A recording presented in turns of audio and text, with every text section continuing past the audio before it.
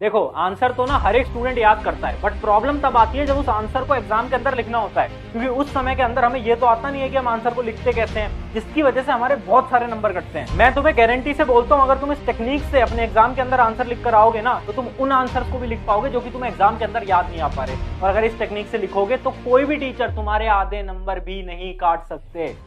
सो hi everyone, मेरा नाम है Prashant, mentor of thousands of students, और ये है हमारा स्पेशल 9th और 10th का चैनल। देखो आज का जो टॉपिक है वो आपको दिख रहा होगा, how to write answers in your own language. सबसे बड़ा डाउट है कि भैया अब हमारे हाफ ईयरली एग्जाम आ रहे हैं, प्री बोर्ड आ रहे हैं, बोर्ड आ रहे हैं या फिर स्कूल एग्जाम आ रहे हैं, बट हमें ना आंसर लिखना नहीं आता। क्योंकि मैंने बहुत सारे ऐसे स्टूडेंट देखे हैं जो कि पढ़ लेते हैं, सब साइंस में सब कुछ पढ़ लिया, एसएसटी में सब कुछ पढ़ लिया, बट मार्क्स नहीं आ रहे। क्यों मार्क्स नहीं आ रहे? क्योंकि तुम्हें लिखना नहीं आ रहा है यार। क्योंकि तुम्हें ये नहीं पता कि एग्जाम में अपनी भाषा में आंसर को लिखा कैसे जाता है।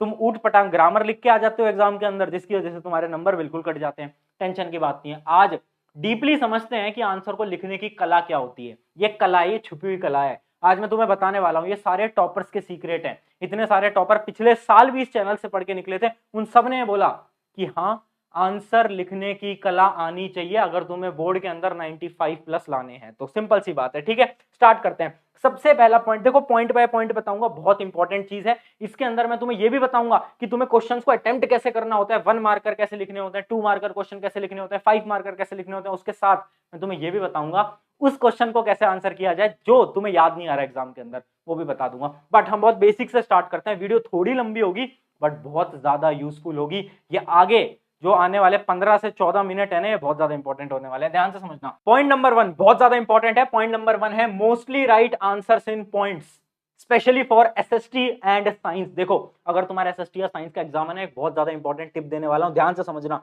अपने आंसर्स को पॉइंट्स में लिखने का ट्राई करो, चाहे एसएसटी है। मुझे पता है एसएसटी को तुम बहुत स्टोरी फॉर्मेट में याद करते हो, हिस्ट्री को तुमने पूरी स्टोरी फॉर्मेट में याद किया हुआ है, बट तुम्हें क्या करना है, पॉइंट्स में आंसर को लिखना है। और साइंस में भी ये करना है। और हिंदी इंग्लिश में जो है उसमें पैराग्राफ में आंसर लिखना है, उसमें पॉइंट्स में आंसर नहीं लिखे जाते। और मैथ में तो पॉइंट वगैरह कुछ होते ही नहीं हो, तुम्हें पता ही है। अब एक एग्जांपल से समझाता हूं मैं यहाँ पर ये क्यों कह रहा हूं, क्योंकि आंसर पॉइंट में लिखने चाहिए। मैं क्यों कह रहा हूं? मैं इसलिए कह रहा हूं क्योंकि हमारी टीम के अंदर ना बहुत सारे टीचर ऐसे हैं जो कि बोर्ड एग्जाम की कॉपी चेक करते हैं, क्लास 10th की बोर्ड एग्जाम की कॉपी चेक करते हैं। और उनसे मैंने डायरेक्टली पूछा है कि सर आप बताओ, क्या अगर एक स्टूडेंट ने आंसर को ऐसे लिखा हुआ है पॉइंट फॉर्मेट में, ध्यान से आपको जूम करके दिखाता हूं, अगर एक स्टूडेंट ने ऐसे लिखा हुआ है पॉइंट फॉर्मेट में, या फिर एक स्टूडेंट ने ऐसे पैराग्राफ फॉर्मेट में लिखा हुआ है, तो आप किसको ज्यादा नंबर दोगे? तो टीचर का क्या आंसर था? उन्होंने ये बोला 99% चांसेस हैं कि हम इसको ज्यादा नंबर देंगे। क्यों? क्योंकि हमारे लिए इसकी नोटबुक चेक करना बहुत आसान है। हम पॉइंट्स पढ़ेंगे, 1 ठीक है, सेकंड सही है, थर्ड सही है, फोर्थ सही है, फिफ्थ सही है,